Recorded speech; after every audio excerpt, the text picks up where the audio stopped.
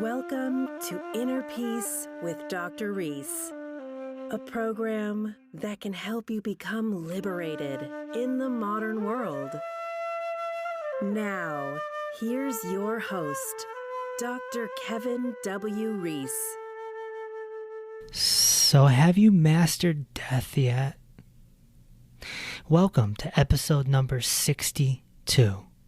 Today I'm talking to Don Miguel Ruiz Jr., the author of The 5 Levels of Attachment, The 7 Secrets to Healthy, Happy Relationships, and The Mastery of Self.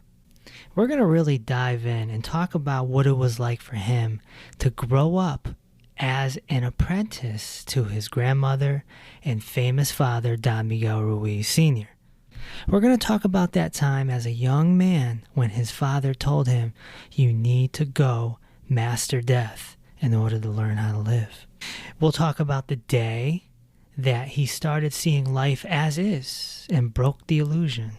We're going to discover what his favorite meditation is.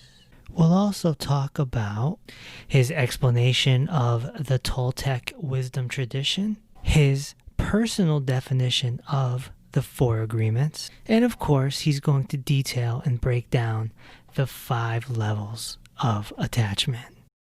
Don Miguel Ruiz Jr., thank you for coming on the Inner Peace podcast.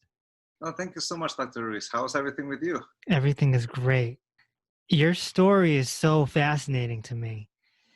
I read that when you were a younger teenager, you were an apprentice for your dad and your grandmother, who obviously are, part of the Toltec wisdom tradition. Mm-hmm. What did you learn at that early age? A lot of things. You can say that my grandmother was always the spiritual figurehead of the family. Ever since I was, all my life, she was always a master. So my father was her apprentice for many years. So I remember Dr. Miguel Ruiz. I remember apprentice Miguel Ruiz, and I know Don Miguel Ruiz. Yeah. But mostly it was love. You can say that I grew up in juxtapositions, in contrast. I lived in San Diego, California, but I went to school in Tijuana, Mexico. There was spirituality in my house. Yet I studied the International Baccalaureate, and I studied very much academics and studied at University of California, San Diego. My father is a medical doctor. My uncle's a medical doctor. My aunt is a psychiatrist. My uncle's an oncologist. My mom is a dentist. There's a lot of Western medicine doctors in my family. And then you have my grandmother, who's a spiritual healer, a faith healer, and my grandfather as well.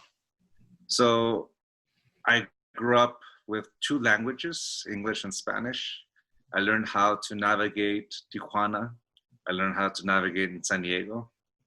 And to me, that was the jinx of it. It's like the thing that allowed me to understand the world.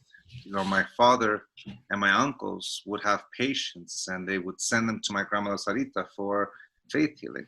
And in turn, my grandmother would have some of her patients, and she send them over to my uncles and my father so they can heal them. And from that point of view, it's like it wasn't a narrow perception. It has to be this way. It has to be that way. Right. All instruments are available to us if we are able to recognize what instruments we need. So at that point, we don't discriminate based on ideology or preferences. Humanity has created all these beautiful traditions that allows us to heal from the wounds that conditional love left in our heart, as well as to heal physically and mentally and emotionally. So for me, that's one of the essence I've learned from watching the interaction of my family, but mostly love. We loved each other. I paid attention to my grandmother because I loved her. I paid attention to my father because I loved him. They bombarded me with a lot of information, and a lot of it is very useful. Some of it is not relevant to my life, and some of them I just don't remember.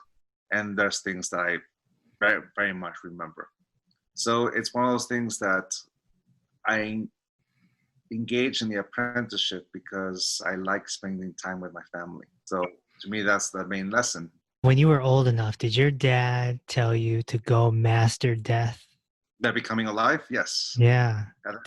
At the very top of the pyramid of the sun, I was 24 years old, 2020, exactly 20 years ago, roughly around this time, June or July. And it was at the apex of a journey. My father always held back during my apprenticeship when I was at school. So this was the first trip I had gone to when I was not a student. I graduated the year prior, and he really pushed me, and I learned quite a bit. I was able to let go of a lot of filters. So when he said that to me, it's a moment where you realize that growing up, you had death as your biggest fear, but it turns out that the biggest fear is life. Right. So having a confidence in yourself to make a choice and to respect yourself, to experience those consequences. It's nobody else's fault. I'm the one who said yes. So you can say that at that moment, my father really pushed and taught me for the first time in my life, you can say.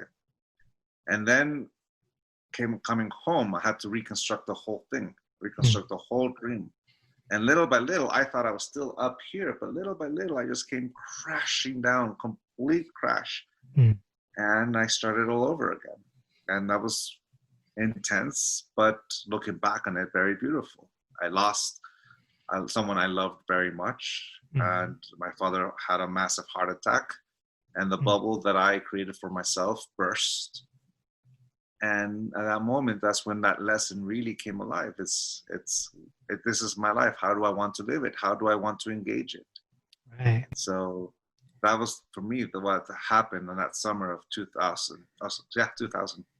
Yeah. Usually you hear of stories of a dad, like, I don't know, teaching their kid how to farm or, get into the family carpentry business or whatever it is, right?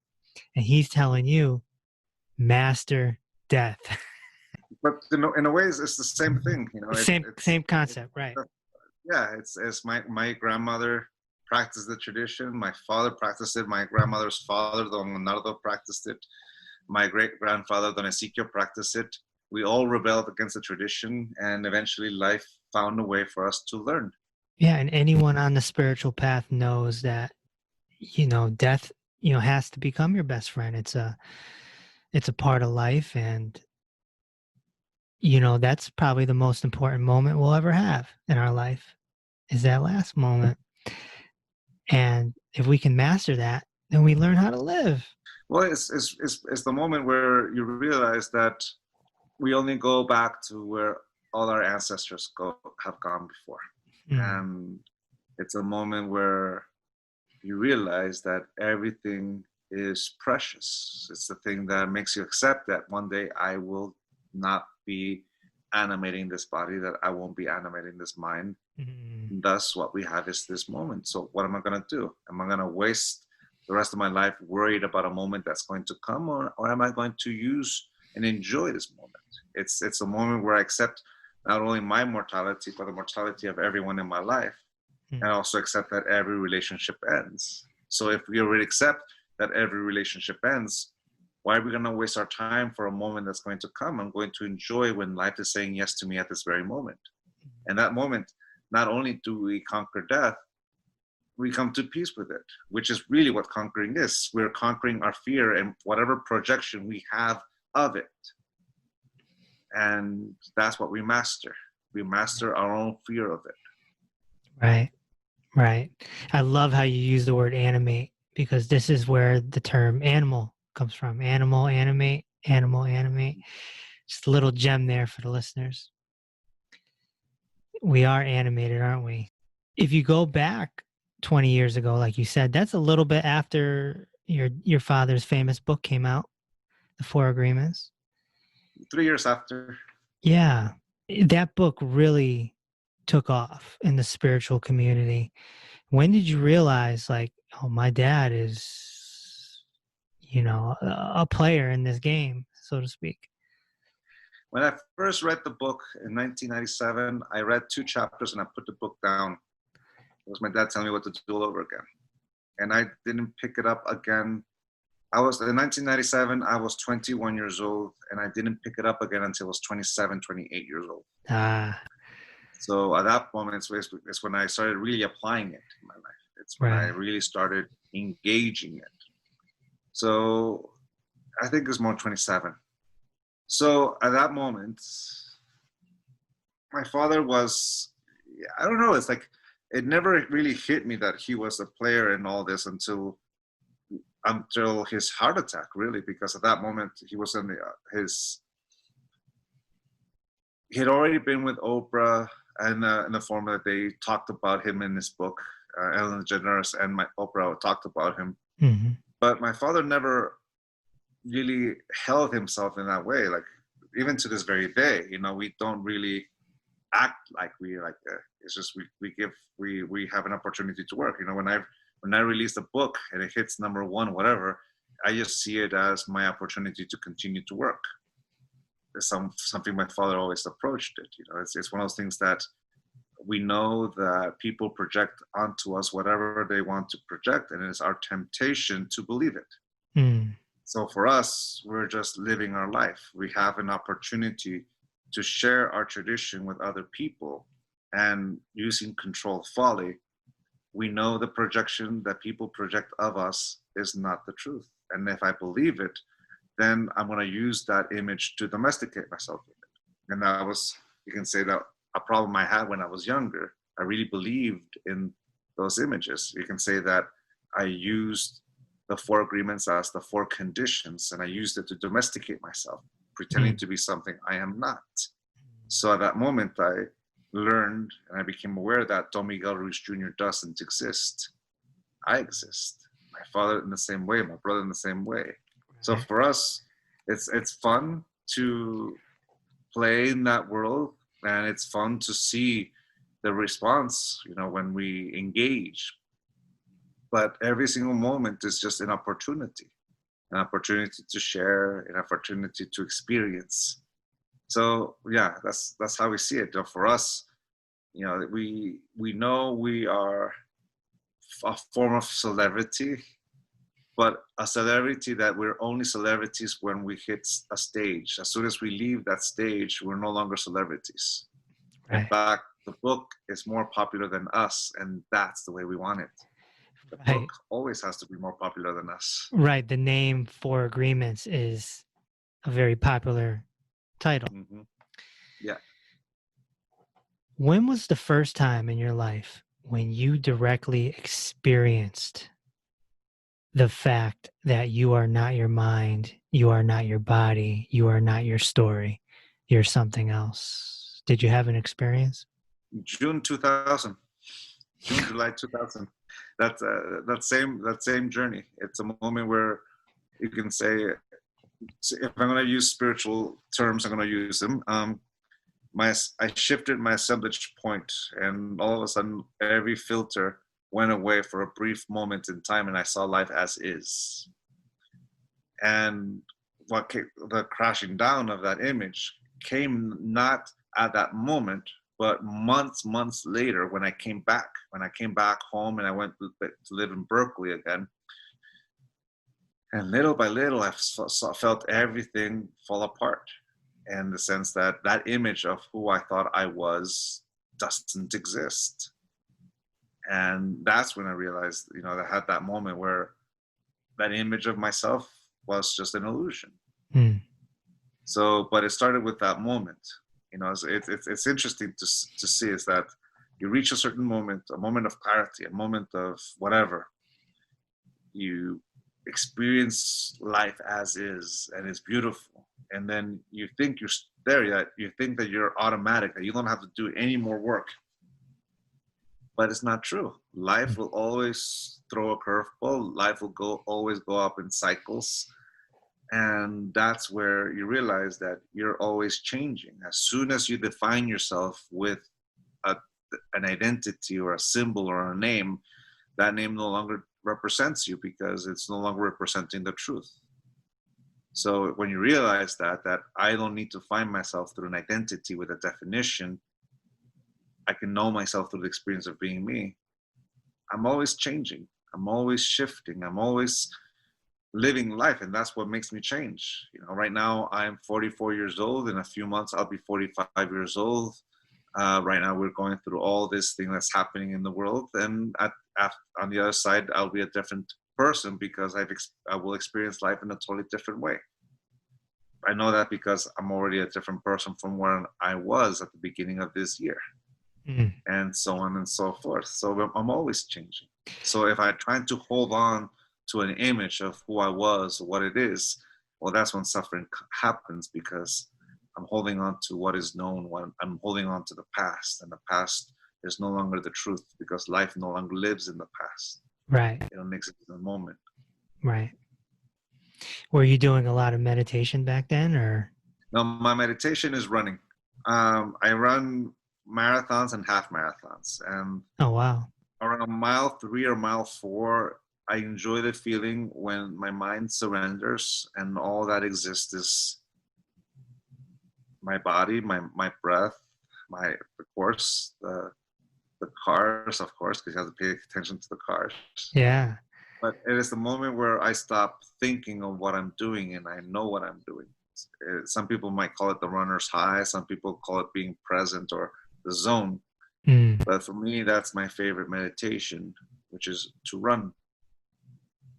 Very cool. Nowadays, I've added kickboxing to that. I enjoy the feeling of my movement, of my body. At the end of the day, it comes down to centering the mind anyway. So meditation could be anything. It's being present. Meditation could be drinking tea, like in Zen tradition, right? And enjoying every flavor, all the aroma, and being present for that. Well, there was once I'm going back to a discourse I heard from Osho one time, and this is in the 70s, and someone was asking a question, and they're like, I think I'm sinning because I smoke cigarettes and this, that, and the other. And he says, well, you're not. He says, well, you're hurting your body, but just be present. If you're going to do it, be present. Make a corner in your room and have a little smoking shrine if you want to. Yeah. As long as you be present doing your bad, quote unquote, thing, just be present. And if we adapt that to everything in life, then we can meditate when we're working. We can meditate when we're swimming, when we're creating art, when we're singing, when we're in the shower, when we're holding our beloved's hand, when we're even watching TV. When we're completely in this very moment, where our mind is not in the past, or using our memory. Right. Or we're not in the future using our imagination. We're at this present moment where silence is perceiving. The function in our tradition, the function of the mind is to dream. To dream is to perceive and to project. So I perceive 360 degrees around me, with my eyes, with my ears, with every single nerve ending that surrounds my body. But at the same time, as you're hearing me, I'm projecting.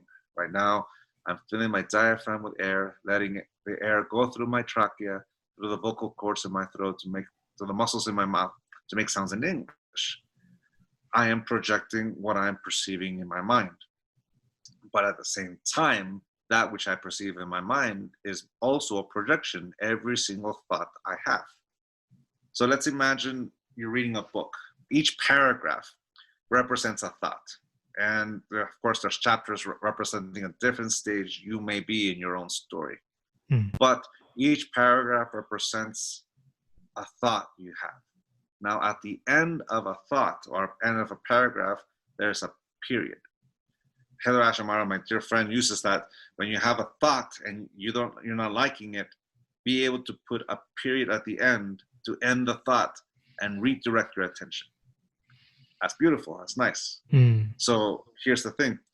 There's a space in the paragraph between that last period and the first capital letter.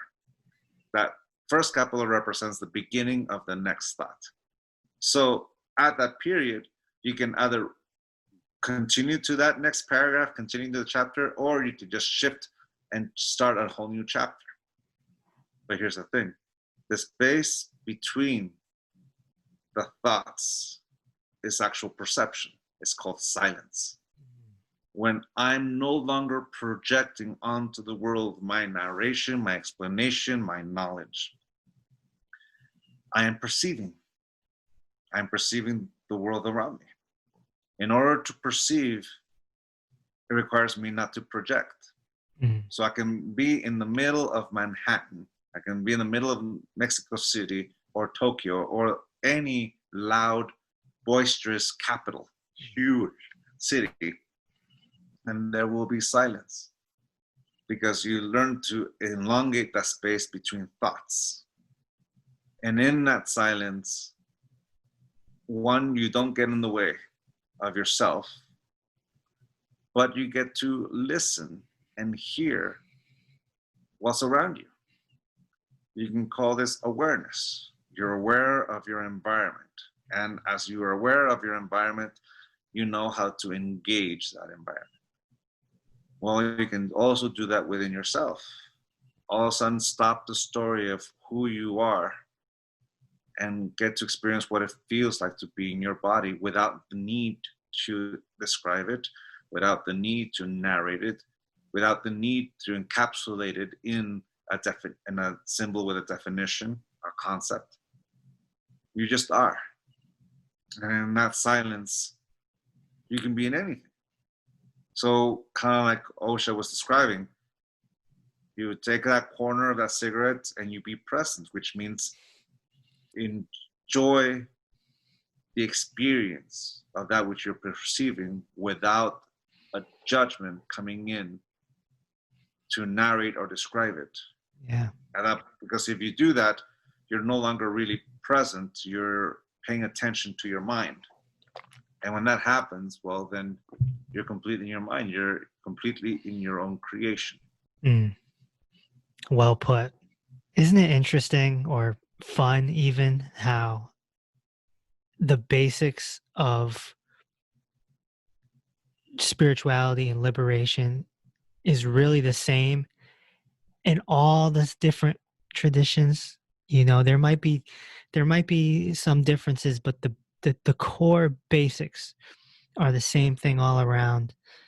Mm-hmm. Whether it's teachings from Jesus or Buddha or Lao Tzu or your father Osho, it's like the basics, the core basics are the same.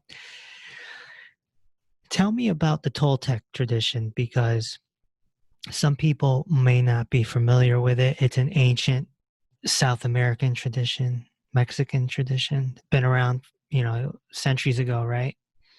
Mm-hmm. Can you explain more to the listeners what the Toltec tradition is? The word Toltec is a Nahuatl word that means artist in English.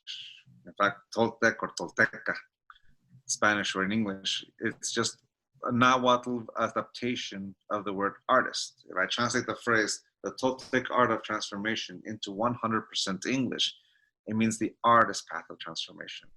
I am an artist, and the canvas for my work of art is my life. And the instruments I'm going to use to create that work of art, it's going to be my body, it's going to be my mind, it's going to be my will, my intent. I can create the most perfect nightmare, or I can create the most perfect harmonious dream. Mm. That's what, when I say I'm a Toltec, I'm actually saying I'm an artist. Mm. As a civilization, it ceased to exist over 500 years ago, either with the expansion of the Aztec Empire or the Spanish Empire, which means at that moment it became an oral tradition.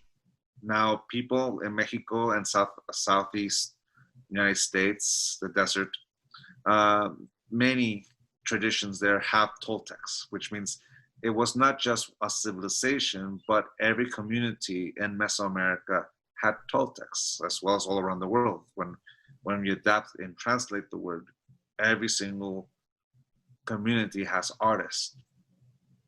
And that's where the oral tradition comes from. In our tradition, it's like there are people in Mexico that practice it exactly as it was 500 years ago, because it was taught from generation to generation.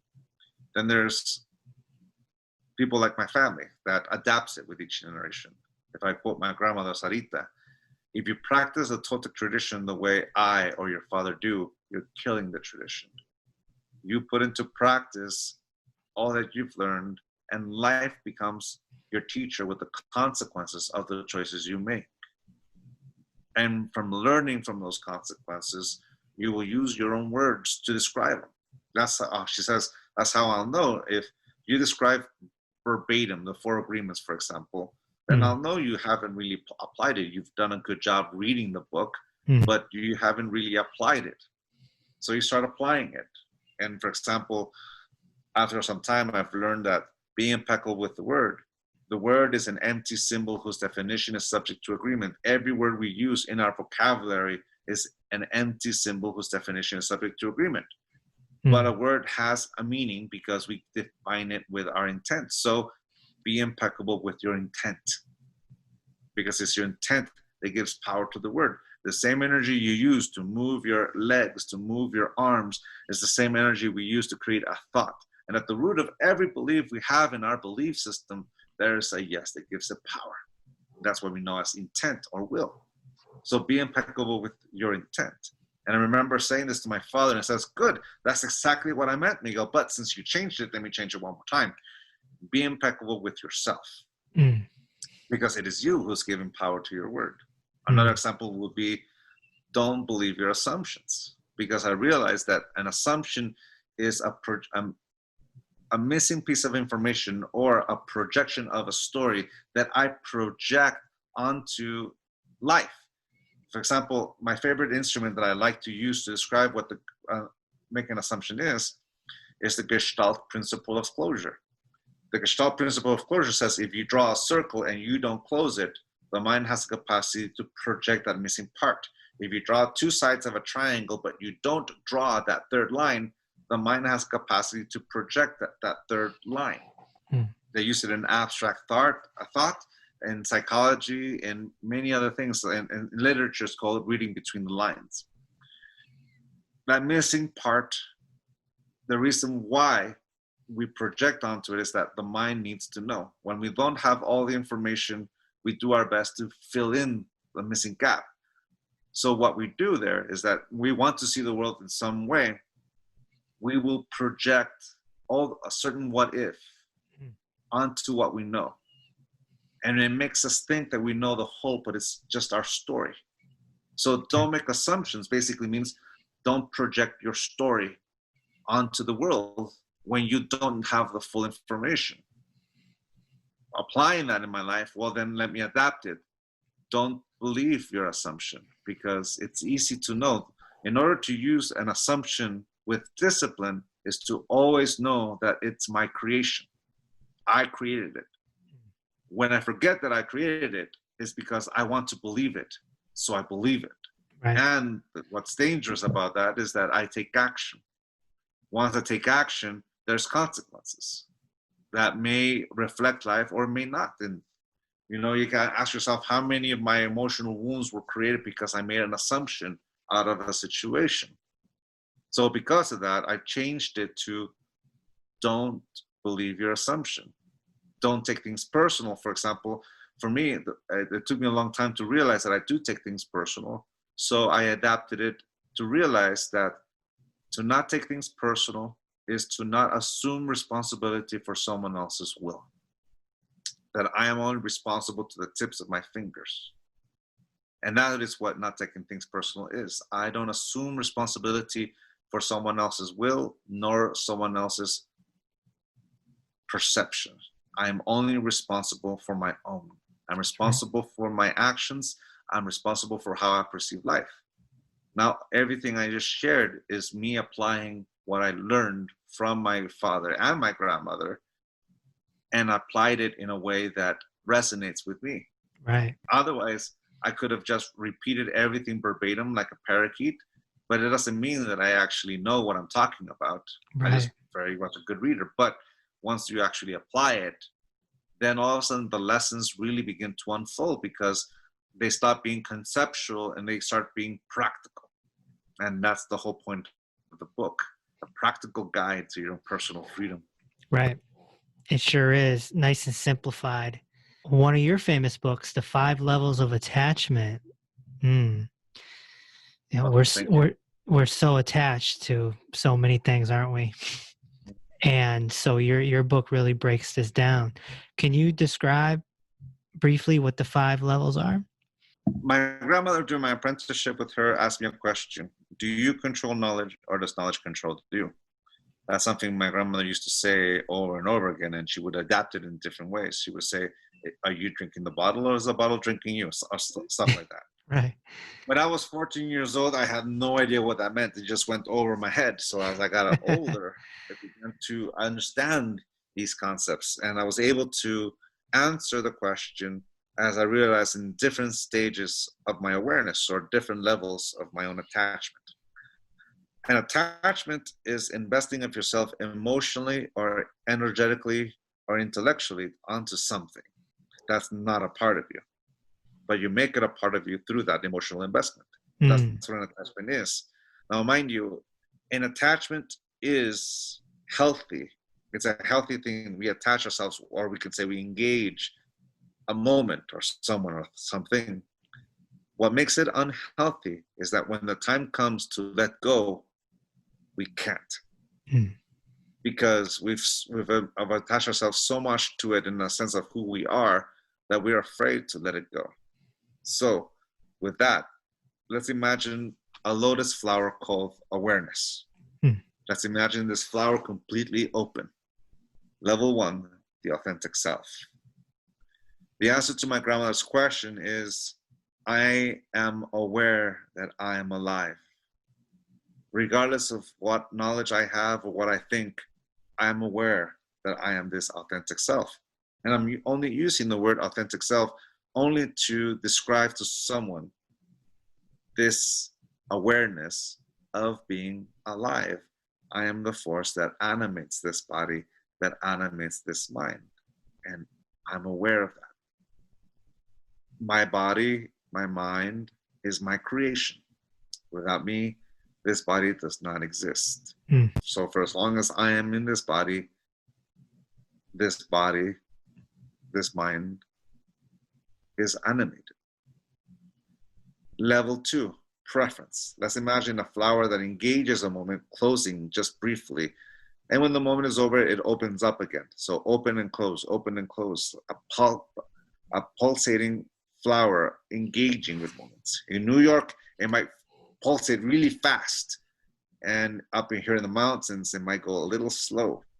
So the answer to my grandmother's question is, I am aware of my authentic self, and I will use knowledge as an instrument by which I navigate the world. It is an instrument that allows me to inform my choices, but I'm the one making the choice. So at this very moment, I'm the youngest I will ever be. I'm the sum of every decision that I've ever made, but at the same time, I'm the youngest I will ever be. I have my whole life to live. I'm the infinite possibility. And because I can go in any direction in life, whichever path I prefer, that I say yes to, that is my preference. That's why this level's preference. And when the moment is over, I'm able to disengage. Level 3. Imagine the flower engaging a moment, closing ever so briefly. But when the moment is over, it can't open up. It stays there. The answer to my grandmother's question is, knowledge and I are one. One of the best ways to attach ourselves to something is to identify ourselves with it. Because in life, everything flows, everything moves. You know, nothing in life stays, but the only way it can stay is if we make it a part of us. And the easiest way to do that is to identify ourselves with it. Or you can say, we give ourselves an identity and we give ourselves a definition of that identity. Right. We begin to see ourselves as a word. That's impeccable with the word, right? Right. So knowledge and I are one. The one condition that the Dream of the Planet has, society, community, is that I need to know who you are. In order for me to know who you are, that allows me to relate to you. I know where you're coming from. Remember what we said, the mind needs to know. So an identity is a beautiful thing from this point of view. It's a thing that allows me to honor my ancestors, to honor my preferences, to honor my culture, to honor the things in my life that bring me joy. Right. And it allows me to break the ice, finding other people who relate to the same likes. We enjoy this, we enjoy that. We like this kind of music. We like the Depeche Mode, the Cure, the Smiths. If I say that, some people who hear that will say, yes, I like them too. Some people who are like, well, who are they? Well, that's our identities will be a little different there. But that's the beauty of an identity. It can be a bridge that allows us to create relationships. Now, mind you, up to this point, level 1, level 2, and level 3, I'm experiencing love as is. I can respect life as anyone. If I'm a vegan, I can sit down next to someone who's Atkins and we can enjoy dinner together. Right. If I'm a Toltec, I can sit next to a Deepak Chopra and then we can enjoy each other's company. Right. If you're a Christian, you can sit down with someone who's Muslim or Buddhist and you'll enjoy each other's company. Right. It's not an instrument of division. It's just an instrument to identify our relationship. Going back to what you were saying before, all these beautiful traditions, the teachings of Jesus, Buddha, Siddhartha, they all have this common thread, because when we put it into language, we're putting into language our communion with the divinity. And we will use the words that surround our environment to give it such experience. For example, if you go to yoga and at first you start cranking your neck to look at what the teacher's doing. You're doing the moves, but you're hurting your neck because you want to see what the teacher's doing. But after some time, you don't crank your neck to look up because you already know what certain sounds mean or certain words mean, that you will do it. Downward dog, sun warrior, that kind of thing. Yeah.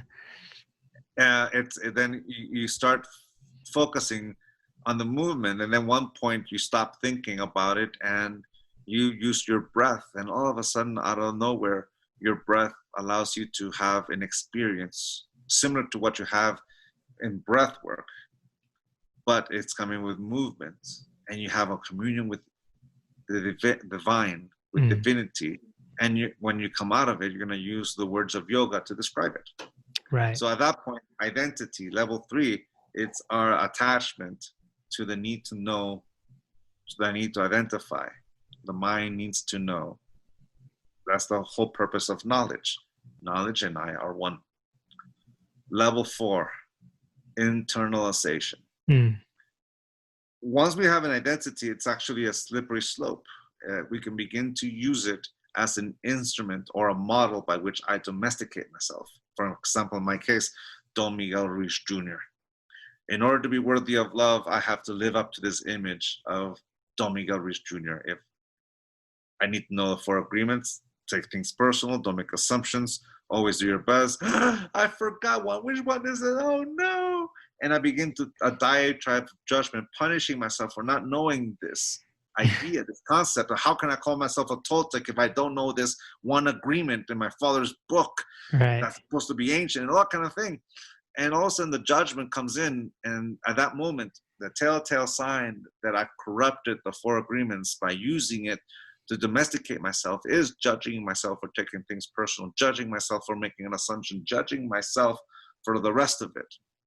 At that moment, I've corrupted the 4 agreements and turned it into the 4 conditions of our personal freedom. At that moment, I use these teachings to domesticate myself to this image of Don Miguel Ruiz Jr. It is where domestication, a system of reward and punishment by which we model an individual, comes in, which means is the way we begin to love ourselves conditionally. At this point, a vegan won't share a plate or a table with an Atkins. Right. We're going to be judging each other. And religion as well. We're going to be creating a division, because the answer to my grandmother's question here is that knowledge gives me the rules by which I love myself and others. So at that moment, this is where I begin to love myself conditionally, and that's when everything becomes corrupted. Level 5, fanaticism. The answer to my grandma's question is knowledge has complete and total control of who I am. It's the moment where I don't see myself as the authentic self. I actually see myself through an identity.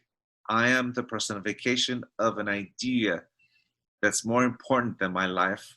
And if it's more important than my life, it's definitely more important than yours. It is the moment where I no longer see your humanity just because I'm not even able to see my own humanity. So the answer to my grandma's question is knowledge has complete control of me. So at level 4, level 5, imagine that lotus flower called awareness closing ever so tightly to the point where all the petals become filters that distort all my perception, and I don't see life as is. I only see what I want to see. Well put. So you have children. When do you start passing this stuff down to them? At what age? Whenever they're interested, if they're ever interested. Yeah. Will you just hand them a book? I mean, between you, your brother, your dad, you could hand them a library. Well, we hand them books and with sign. You know, we've signed them and give it to them like more of like a little present to them. Like, all right, this is my book. I give it to you. Kind of like that's the present we've given them. But what we understand is what matters most is that one day, if they ever do decide, they're going to open it. Right. And if they open it, they might answer questions, and at that point, we'll answer them. So at this very moment, yes, we've given them books, but it was more as a gift, kind of saying, this is, I wrote this book, I've signed it for you, here it is. And it'll become her lesson and his lesson when they decide to actually read it. Because that's what I did. Right. My dad gave me his book. I read it for 2 chapters. And it was my dad telling me what to do all over again. So I don't want to listen to him right now. Yeah, because, growing up, it's a filter. When people ask me what it's like to grow up with my father, with my grandmother, even with my father, he was there for me. He enjoyed, we had a lot of fun. He was my disciplinarian. He gave me advice. He got me out of trouble. He got me into trouble. He did all these great things, and it was phenomenal. So for me, it's normal. That's when you ask me, like, when did it hit me that he was a big hitter or whatever. It's kind of hard for me to say. Yes, I recognize that he is popular or that kind of thing. But for us, when we're around, man, we just talk. We mostly talk sports. We talk. Right. We talk movies. We talk about the family. We talk about all these things. We rarely talk about teachings. It's all about our relationship with what common ground we have, and we share that common ground. Right. So right. For my kids, my wife, she grew up Mormon. I grew up Catholic. I grew up, with the Toltec tradition. That's part of another juxtaposition that I grew up Catholic. I had my first communion and my catechism and all that kind of good stuff. My wife grew up Mormon. So in our house, the fusion of those 3 traditions are pretty much intertwined. Wow. When we go to Utah, we pray, we cross our arms, and we do our prayer. We close our eyes, and we do the prayer. We let Howard lead us in the prayer, or whichever elder is there at the table. At my home, we do we cross our head and our chest. We do the sign of the cross, and we say thank you, God, and we start eating. And then those kind of things. I mentioned the superficial stuff, but my wife and I kept what resonates with us, and we let go of a lot of stuff that doesn't. Okay. And my wife and I, the way we see it is that we created a whole new culture. Right. When will they choose a religion? When will they choose the Toltec tradition? That is up to them, and it's completely their choice. Sure. So you have another book, The 7 Secrets to a Healthy, Happy Relationship. So it sounds like you got this thing worked out. I mean, there's a lot of traditions there. You're mixing in and making it work, making it happen. What would be another tip for someone? I mean, you got 7 of them here. Whenever a couple comes up to me, ask me for advice, I always ask the same question. Do you guys want to stay together? If they both say yes, the rest is easy, because that yes is the motivator by which we cross thresholds. When both of them say no, that's also easy because they're both saying their truth. The relationship has gone its course. It's difficult when one says yes and the other one says no. At that moment, you're trying to convince someone else to change their yes into a no. Mm. But that's the thing. Every relationship exists for as long as 2 people say yes to that relationship. As soon as one changes that yes into a no, that relationship ceases to exist, which means all relationship exists for as long as 2 people say yes to one another with that free will. You know, my wife is not my best friend, she's my wife. And what I mean by that is that out of 7.5 billion people living life in this planet at this very moment, maybe closer to 8 billion, she's the one who's saying yes, and our yes has taken us to such a deep level of intimacy with one another that we've created so much together. You know, I've completely opened up to her and she's opened up to me. So that's what I mean by my wife. It's not a power struggle or anything like that. It's just an honor, you know, a word that describes this mutual respect for one another.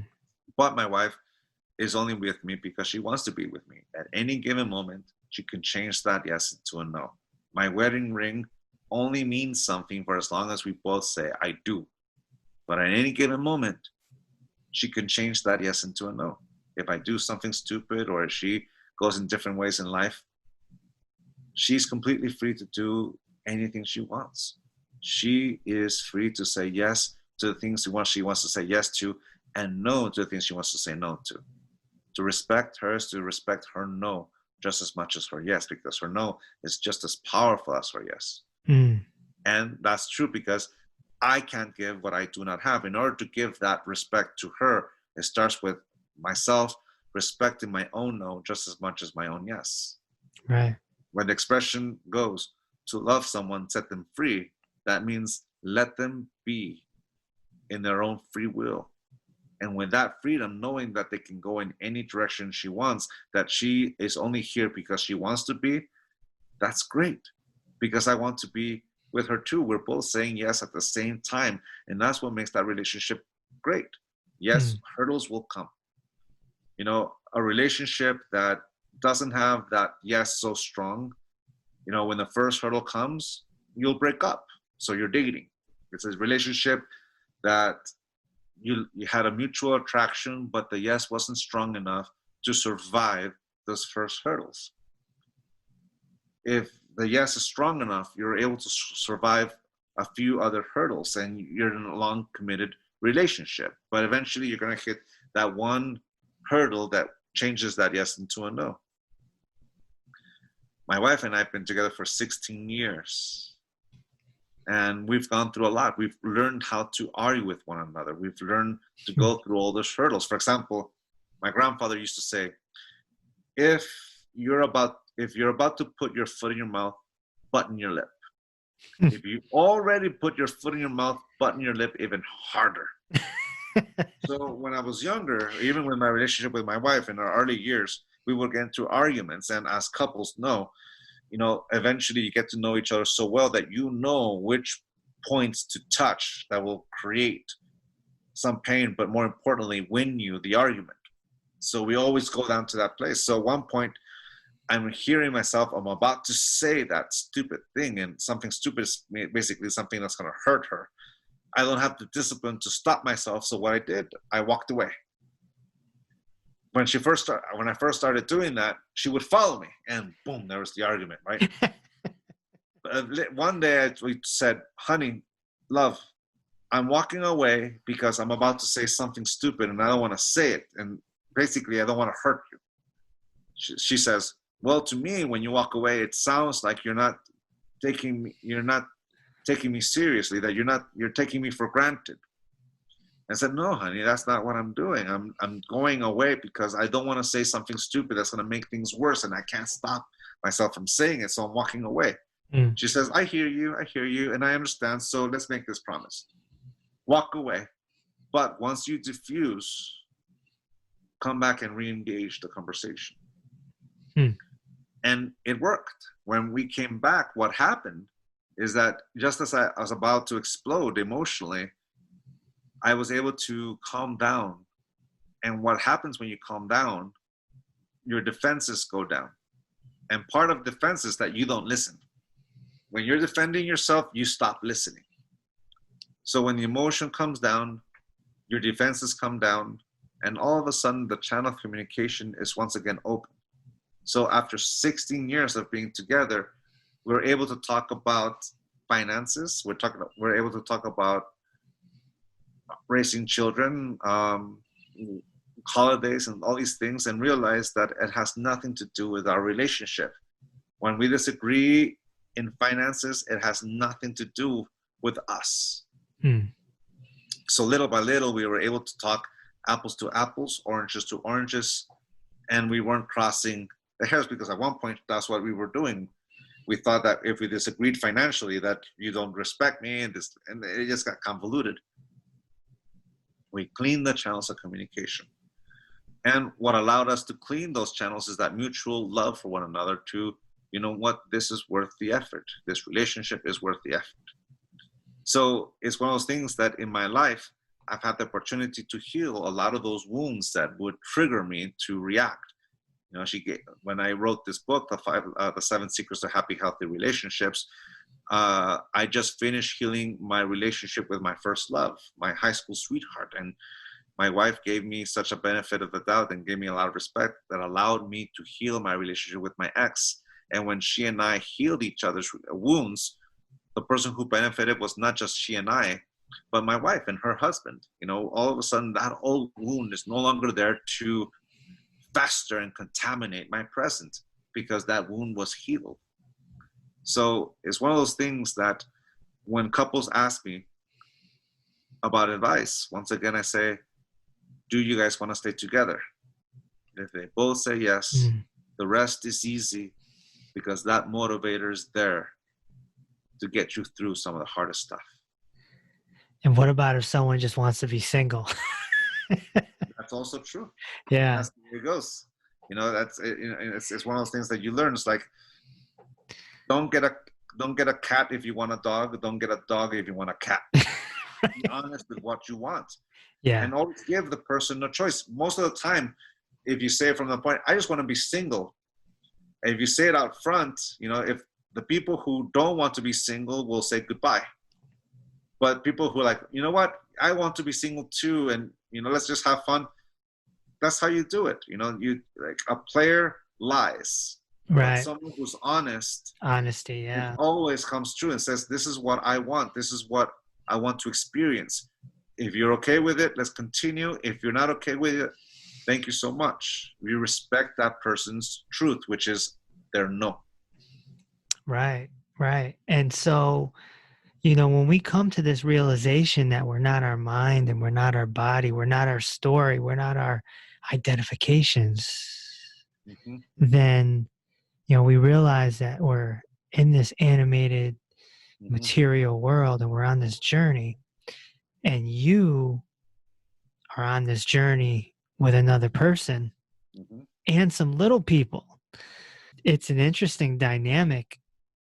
You know, they say, a lot of masters say, stay in the marketplace. Don't go to the Himalayan mountains, right? Don't go to a monastery. Stay in the marketplace.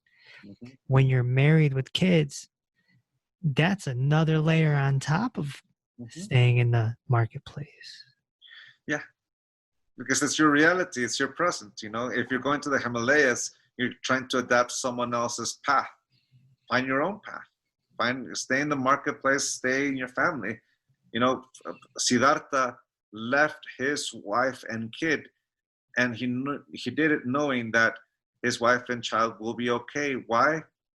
Because Siddhartha was advocating, releasing, letting go of his crown, his claim to the crown. He was a prince. That's right. If he let go of that crown, the next in line is his son.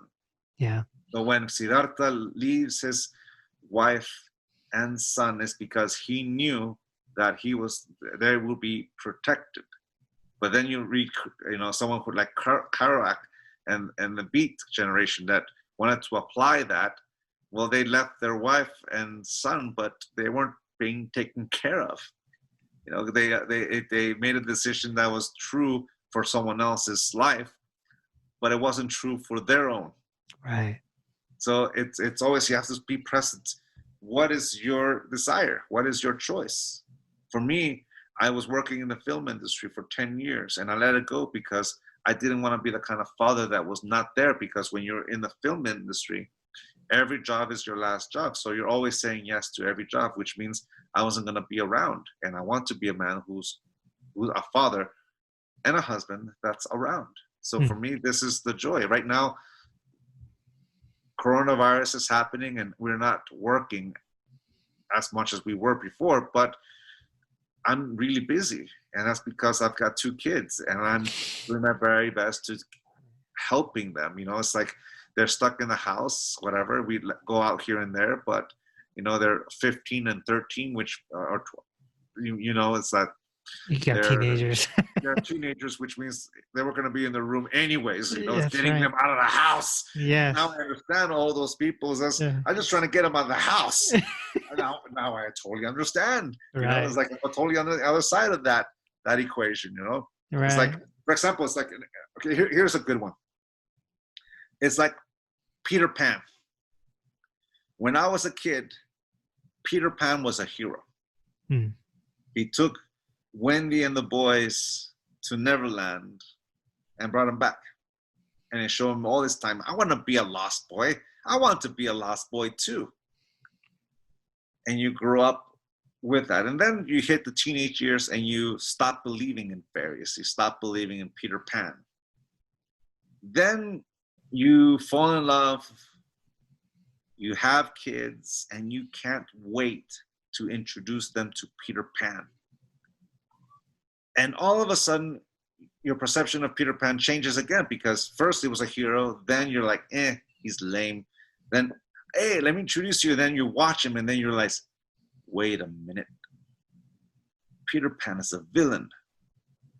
He's going to take my kids away.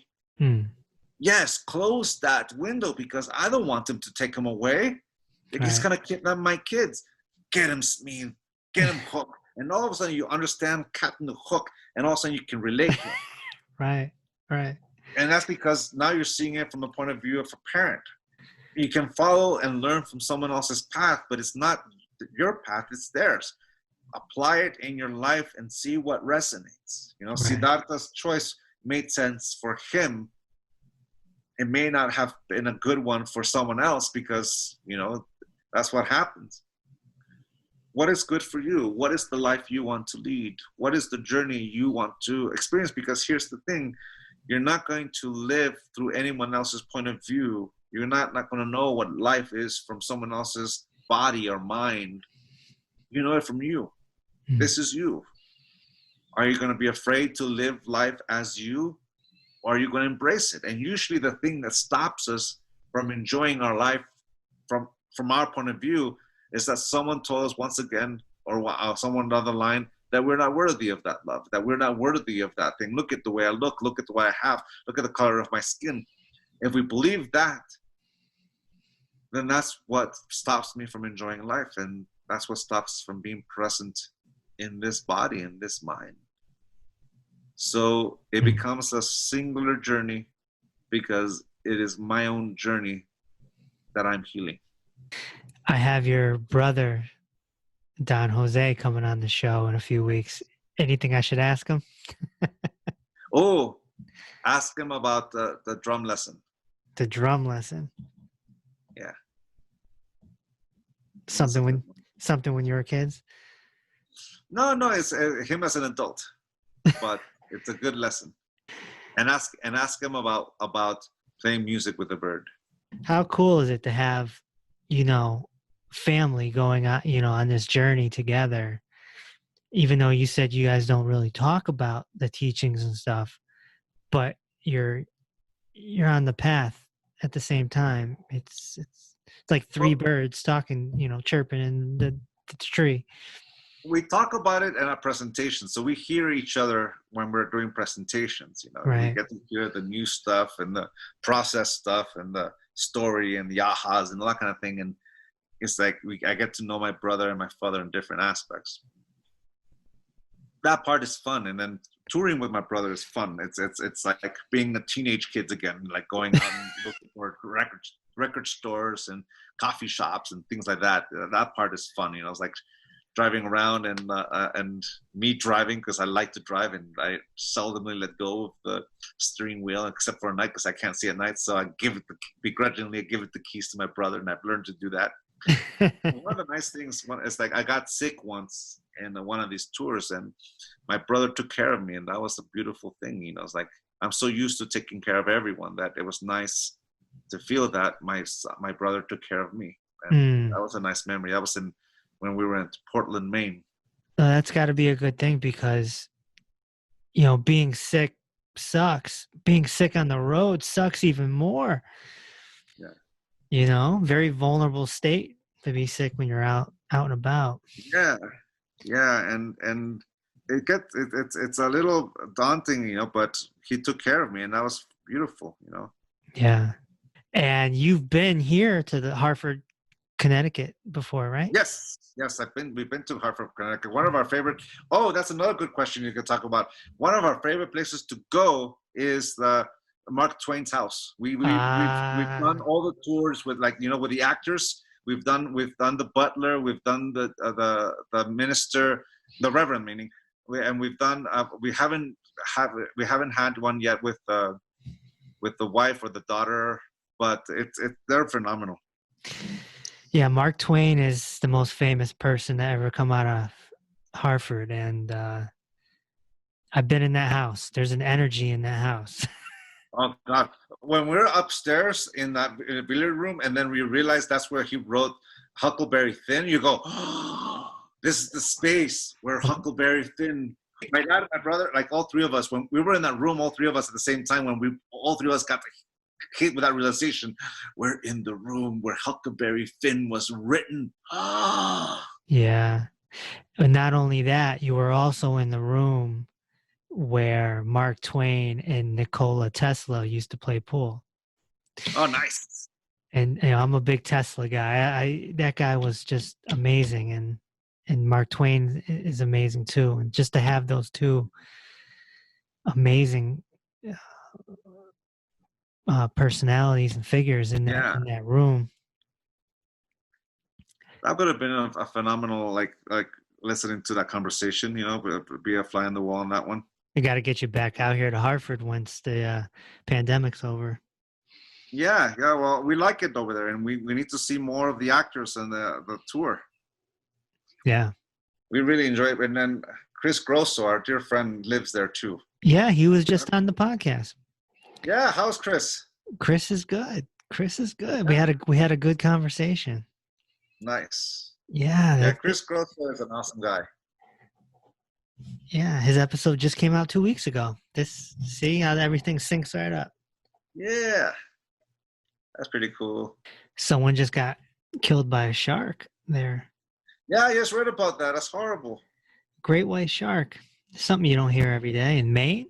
Yeah, I know. And that's the worst part, because now that you have that, and people are going to have all this fear and anger and just start killing sharks for no reason. I bet you she was in the present moment. May she rest in peace. You know what though? That's an interesting topic though. For somebody to come across a shark and get killed by this animal, that's something that doesn't happen to people very often, right? No, it's just so rare. How does that equate to somebody's journey? Wrong place, wrong time? Just a random... Yeah, let a moment be a moment. We can create 1,000 stories out of one thing. I remember I was in Santa Monica when an elderly man hit the accelerator instead of the brake and plowed through a farmer's market. Mm. And it was the first time I ever seen bodies laying about on the street. You know, there's a body on top of the car, there's a body beneath the car, and the whole mob was going to try to get this older man. And they were saying, and I watched it. You know, my dad was there, and he says, pushed me out, like, go learn. You look at all these people and everything, and then you hear everyone around you, and everyone's telling you, saying a different story. They're all on the phone saying a different story. The same event, 1,000 stories, and all true to the person who's telling the story. So we see what we want to see, we distort what we want to see. So an event happened. This young lady, this woman, happened to be in a place that journey ended, and she's not the only human who's that happened to. Everyone goes through a moment where tragedy happens and you're in the wrong place in the wrong time. Sure. But if we want to give it meaning, we like to give it to them, and we create meaning, and we give it all this definition. It's what we call spin. In the news cycle, they call it spinning. Right. And that's why it makes us so divided. You know, people are spinning a news to make them fit their narrative, their bias or whatnot. But all that happened is just, it's a tragedy in the sense that a young woman's life was lost. You know, tragedy in the sense that eventually more sharks are going to die from it if they go after them. But it's something to be careful of. But it's depending on the story we give it. We can narrate it. And here's the thing. As soon as we start narrating the story, it stops being about this young woman, and it starts being about us who are telling the story. Because now we're telling our impact of it.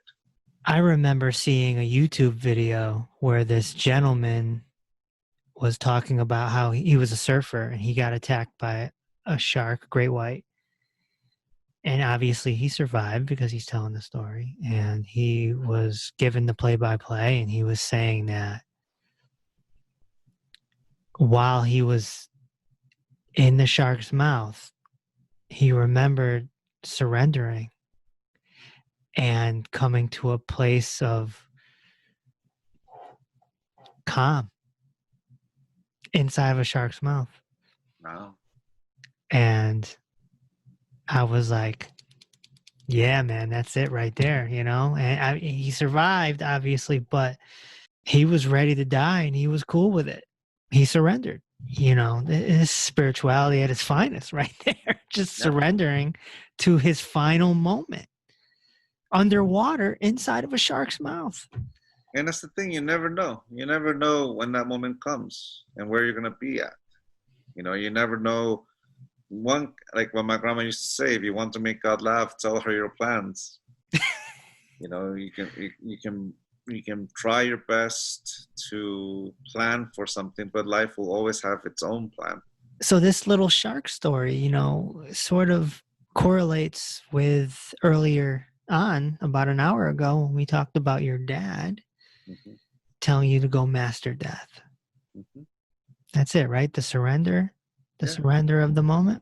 Yeah, because you never know what's going to happen. You know it's coming, and you don't know when it comes. So don't take things for granted and enjoy life saying yes to me at this very moment. And what better way to end this conversation than surrendering to death? Yeah, thanks for having me. Thanks for having me on your program. And hope we have a lot of fun, Dr. Reese. Thank you very much. We're gonna get you out here in Hartford when we can. It'll be fun. I enjoy being over there. I love running in front of the Capitol building. It's one of the most beautiful Capitol buildings I've seen. Well, Hartford doesn't have much, but we got Mark Twain and we got a nice Capitol building. Thank you for coming on. I mean, what a conversation, right? Definitely go to donmiguelruizjr.com to check out his work, or just look him up on Amazon. I'm looking forward to talking to his brother and eventually his father as well on this podcast. Be sure to message me through the website or my social media and let me know what you thought of this talk I had with Don Miguel. And be sure to share and like and do all that good stuff that keeps this flowing and reaching more and more people. Don't forget, my meditation album and podcast are both available on Spotify, Apple Music, YouTube, and more. If you're looking for my work, go to drreese.com. That's doctor spelled out. And I'll talk to you on the next episode. Thanks for listening to Inner Peace with Dr. Reese. If this episode opened your heart, feel free to share on social media and tell your loved ones. Also, be sure to subscribe so you never miss an episode. Until next time, may peace be with you.